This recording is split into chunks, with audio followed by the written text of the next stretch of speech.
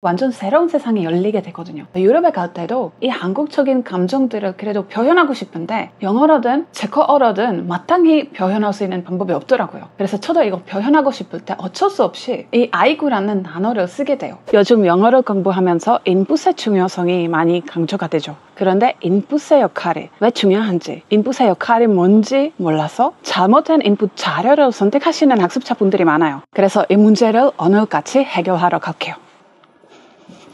최근에 컨설팅을 해드린 학습자분의 사례를 볼게요. 왜냐하면 이분이 다른 학습자분들이 많이 하는 그런 전형적인 방향으로 계획을 잡은 거예요. 이 특정 학습자분이 인풋이 많이 부족해서 우리가 인풋 자료부터 정하는 방향으로 계획을 잡았어요. 그런데 이 문제가 이 특정 학습자 문제뿐 아니라 우리가 모두 다 해결해야 되는 과제예요. 왜냐하면 그만큼 인풋이 중요해요.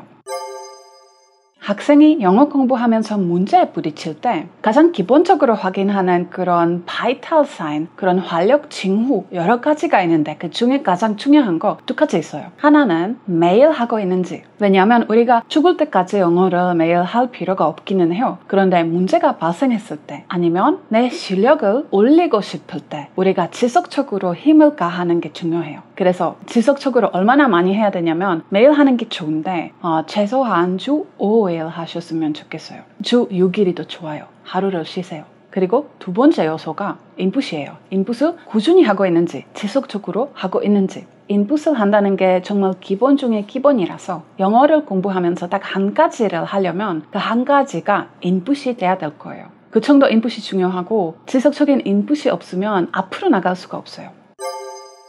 그런데 이 학습자분이 이미 여러모로 영어를 공부했던 경험이 있어서 자료 선정도 혼자서 잘 하지 않을까 생각하고 있었는데 역시 전형적으로 Grammar in Use, 문법 책으로 리딩을 할 거라고 그렇게 계획을 잡은 거예요. 그런데 이게 사실은 아주 흔한 상황이에요. 왜냐하면 인풋은 두 가지 역할이 있어요. 그리고 일반적으로 학습자분들이 첫 번째 역할에 대해서 어느 정도 아는데 두 번째 역할에 대해서 잘 모르세요. 왜냐하면 이 두 번째 역할은 정말 외국어를 공부하면서 경험을 하고 높은 수준으로 올라가야 그 두 번째 역할에 대해서 경험을 하고 이해하게 돼요. 그런데 이 두 번째 인풋 역할에 대해서 모르니까 이상한 길로 빠질 때가 많아요. 그래서 여기서부터 설명을 하고 그 다음으로 여러 가지 인풋 자료 유형, 그러니까 문법책, 단어장책, 중학교 교과서, 패턴책, 회화책 등등등 여러 가지 인풋 자료 유형을 보고 제가 생각하는 장단점을 말씀드릴게요. 여기 사실 Grammar in Use Basic이 있어요. 인풋의 첫 번째 역할은 우리가 제대로 된 영어가 어떤 건지 알기 위해서, 그러니까 일반적으로 많은 분들이 잘 아시는 원어민들이 실제로 사용하는 표현 등등이 있어요. 영어 공부할 때 우리가 표현하고 싶은 걸 어떻게 표현해야 자연스러운지 아는 것도 중요해요. 이거 모르면 우리가 학교에서 외웠던 문법 공식으로 말을 하게 되거든요. 우리가 문법 공식을 가지고 그 공식에다가 필요한 단어를 넣고 이런 식으로 스피킹을 하면 자연스러운 문장을 만들기가 어려워요. 왜냐하면 영어는 어떤 단어가 어떤 단어랑 같이 다니는지 아는 게 중요해요. 그러니까 어떤 명사랑 같이 다니는 동사들이 있어요. 그리고 이거 로직으로 잘 해결되지 않아요. 그러니까 로직하게 생각하면 이 동사가 이 명사랑 같이 맞아야 되는데 로직을 떠나서 이 명사랑 이 동사랑 자주 사용되는 조합이 아니라면 상대방 입장에서 이게 부자연스럽게 틀린 것처럼 들리게 될 거예요. 그리고 전치사 문제. 전치사 문제도 우리가 인풋을 통해서 해결할 수밖에 없어요. 왜냐하면 규칙으로 해결할 수 있는 전치사는 소수예요. 그리고 암기로 해결하기에는 너무 많고 너무 다양한 상황들이 있어요. 그래서 이것도 그냥 인풋을 통해서 익힐 수밖에 없어요.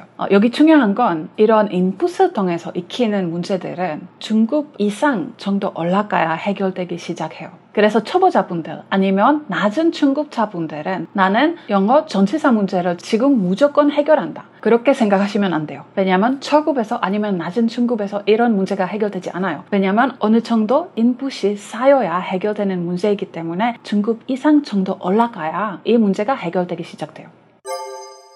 그리고 인풋의 두 번째 역할은 우리가 외국어를 배울 때 내 모국어가 가지는 언어적인 개념, 내 머릿속에 이미 있는 그런 언어적인 개념에 외국어를 입히는 게 아니거든요. 물론 일부는 그렇게 가능해요. 그런데 내가 배우는 외국어가 내 모국어랑 구조가 다를수록 언어적인 거리가 멀수록 내 머릿속에 존재하지 않은 개념이 더 많을 거예요. 이게 문법이 될 수 있고 표현이 아니면 단어가 될 수 있어요. 그리고 내 머릿속에 존재하지 않은 개념이면 뭔가 설명으로 파악이 잘 되지 않아요. 여러분들도 영어 배우면서 뭔가 이게 문법이거나 아니면 단어 뜻이거나 뭔가 설명으로 계속 파악이 안 되는 그런 개념들이 많이 있을 거예요. 우리 머릿속에서 지금 존재하지 않은 완전 외계 개념들이에요. 그래서 그런 외계 언어적인 개념은 사실 우리가 상상도 잘 안 돼요. 왜냐하면 내가 지금까지 알고 있는 세상이랑 완전히 다른 완전히 외계 개념들이거든요. 그래서 이런 외계 개념들을 내가 상상할 수도 없는 그런 개념을 어떻게 설명해요?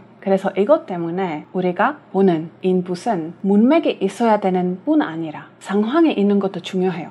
왜냐하면 아주 간단하게 한국 단어 중에 그런 거 많지만 예를 들면 아이고 이 단어가 있잖아요. 그런데 이거 일단 번역부터 문제예요. 이거 어떻게 번역을 하죠? 왜냐하면 이게 그냥 어떤 뜻이기보다는 감정이잖아요. 어떤 아주 한국적인 그런 감정을 표현하는 거잖아요. 이거 어떻게 설명으로 이렇게 전해줄 수 있어요? 모르겠어요. 한국에 오기 전에 이 아이고라는 개념이 제 머릿속에 없었어요. 그런데 한국에 오고 나서 이 아이고라는 걸 상황 속에서 매일 여러 번 만나게 되니까 어떤 느낌인지 어떤 감정인지 너무 잘 습득이 되더라고요. 그래서 지금 오히려 유럽에 갈 때 문제가 발생해요. 왜냐하면 이 아이고라는 완전 한국적인 감정이 이미 제 일부가 되어버린 거예요. 그래서 유럽에 갈 때도 이 한국적인 감정들을 그래도 표현하고 싶은데 영어로든 체코어로든 마땅히 표현할 수 있는 방법이 없더라고요. 그래서 저도 이거 표현하고 싶을 때 어쩔 수 없이 이 아이고라는 단어를 쓰게 돼요. 그래서 조카들도 가족들도 친구들도 이미 이 아이고라는 표현, 이 감정이 이미 습득된 거예요. 제가 갈 때마다 이 아이고라는 표현을 워낙 그렇게 많이 사용하게 됐으니까요. 그래서 이거와 마찬가지로 많은 분들이 생각하는 것처럼 이 한국어 문법은 어떤 영어 문법으로 이렇게 번역한다, 이렇게 1:1로 매칭하는 게 아니면 표현, 이 한국어 표현을 어떤 영어 표현으로 번역해야 한다, 이렇게 매칭, 1:1로 매칭하는 게 외국어 공부에 좀 안 맞는 방법인 것 같아요. 왜냐하면 정말 내가 배우는 외국어가 내 모국어랑 다를수록 이런 새로운 개념, 내가 지금까지 상상해보지도 못했던 개념이 많고 완전 새로운 세상이 열리게 되거든요. 저도 한국에 오고 나서 이 한국적인 정서, 한국적인 감정, 한국어가 표현력이 엄청난 언어잖아요. 그래서 이런 완전 새로운 세상이 열리고 그걸 어떻게든 모국어로 번역할 수 있는 방법이 없더라고요. 그리고 표현할 수도 없고 상상할 수도 없고 이렇게 완전 새로운 개념들이니까 그냥 그 상황 속에서 보고 느끼고 이해할 수밖에 없어요. 그래야 습득이 되니까요. 그리고 이거는 문법이 될 수 있고 표현이 될 수 있고 이런 개별적인 단어가 될 수 있어요. 그래서 바로 이게 인풋이 가진 아주 중요한 두 번째 역할이에요.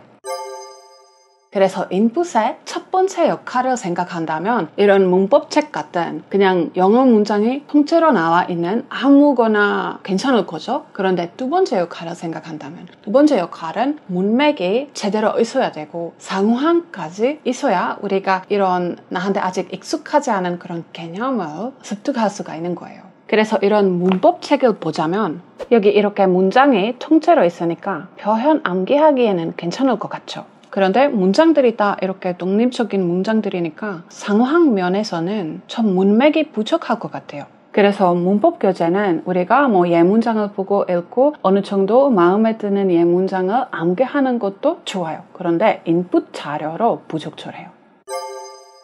다음으로 인풋 자료로 많은 분들이 선택하는 자료 중에 하나는 회화책이에요. 그리고 회화책을 보면 이렇게 상황별, 커피숍에서 많이 사용하는 표현, 기차역에서 많이 사용하는 표현, 그런 표현들이 많이 나오니까 인풋의 첫 번째 역할, 어떤 표현이 자연스러운 표현인지 이 역할을 해줄 수 있어서 많은 분들이 이런 회화책으로 연습을, 인풋을 하면 된다고 생각하세요. 그런데 여기서 두 가지 문제가 있어요. 첫 번째, 인풋을 하려면 많은 양의 인풋이 필요한데 회화책에서는 그렇게 많은 영어 인풋을 하기가 어려워요. 그리고 두 번째 문제는 회화책을 사용하는 방식이 달라요. 왜냐하면 회화책을 대부분 분들이 표현을 보고 암기하는 방식으로 공부를 하는데 영어 인풋을 하는 방식이 달라요. 영어 인풋을 할 때 우리가 기본적으로 암기를 하지 않아요. 영어 인풋을 한다는 게 뭐냐면 영어 문장을 보고 이해하고 끝, 아니면 영어 문장을 듣고 이해하고 끝, 이걸로 끝나요. 물론 인풋을 하고 나면 그 인풋을 가지고 추가적으로 연습을 하면 되고 추가적으로 암기할 수도 있지만 이게 추가적인 그런 것들이니까 기본적으로 영어 인풋을 하는 과정에는 암기가 들어가지 않아요. 우리가 암기를 할 필요가 없어요. 그래서 보시다시피 회화책으로 공부하는 방식부터 달라요. 그래서 인풋 자료로 그렇게 적합하지 않은 것 같아요. 그런데 인풋을 별도로 하시고 어떤 상황에서 어떤 표현이 실제로 사용되는지 알고 싶으면 그럼 회화책이 좋은 자료가 될 수 있고, 그런데 인풋 자료보다 약간 회화를 연습할 때 사용하는 자료로도 적합할 것 같아요. 특히 표현을 그냥 단순하게 보고 기계적으로 암기하기보다는 회화책으로 공부하면서 바로 회화 연습을, 말하기 연습을 해주시면 더 효과적으로 사용할 수 있어요.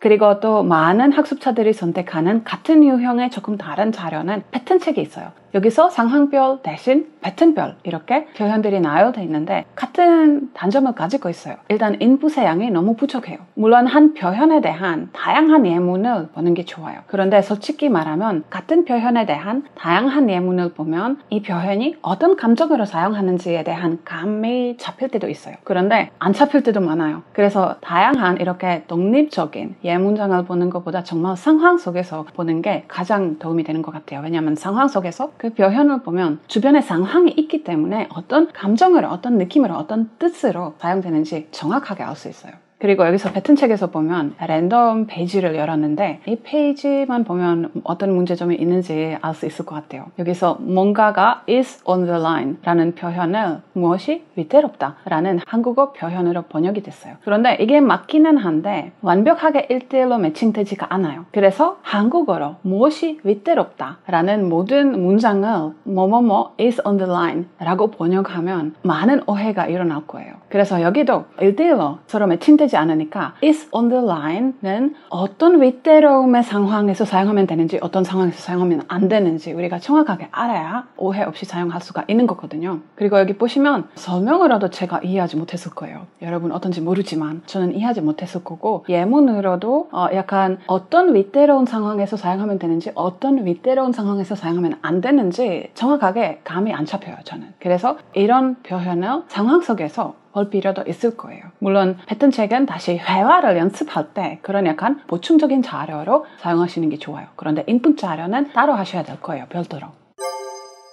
그리고 다음으로 많은 학습자분들이 선택하는 인풋 자료는 TOEIC, IELTS, TOEFL 시험을 위한 독해 교재예요. 그리고 이런 독해 교재는 아주 좋은 인풋 자료가 될 수 있어요. 왜냐하면 개별적인 독립적인 문장이 아닌 어떤 주제에 대한 내용이잖아요. 그래서 문맥도 충분하고 상황도 항상 있어요. 그런데 여기서 약간 살짝 위험한 게 뭐냐면 이런 독해 지문이 학습자 수준보다 너무 높으면 학습자가 리딩을 못하고 대신 분석을 하게 될 거예요. 이게 리딩이랑 분석이랑 아주 달라요. 리딩은 우리가 한국어로 문장을 읽을 때처럼 앞에서부터 시작해서 끝까지 읽어내려가면서 바로바로 이해하는 게 리딩이에요. 우리가 한국어로도 어떤 문장을 읽었는데 조금 어려워서 제대로 이해 안 됐을 때 어떻게 하죠? 주어, 동사, 명사 이렇게 잡는 게 아니잖아요. 어떻게 하죠? 앞에서부터 조금 더 천천히 한 번 더 읽어내려가면서 조금 더 집중을 해요. 똑같아요. 이게 리딩이에요. 그런데 분석이 뭐냐면 문장을 볼 때 내가 리딩이 안 되니까 이렇게 개별 파트로 나누어서 각 부분마다 한국어로 번역을 해요. 그리고 마지막에 한국어로 번역한 각 부분의 뜻을 모아서 그 전체 문장의 뜻을 어떻게 조합하고 추측하는 그런 게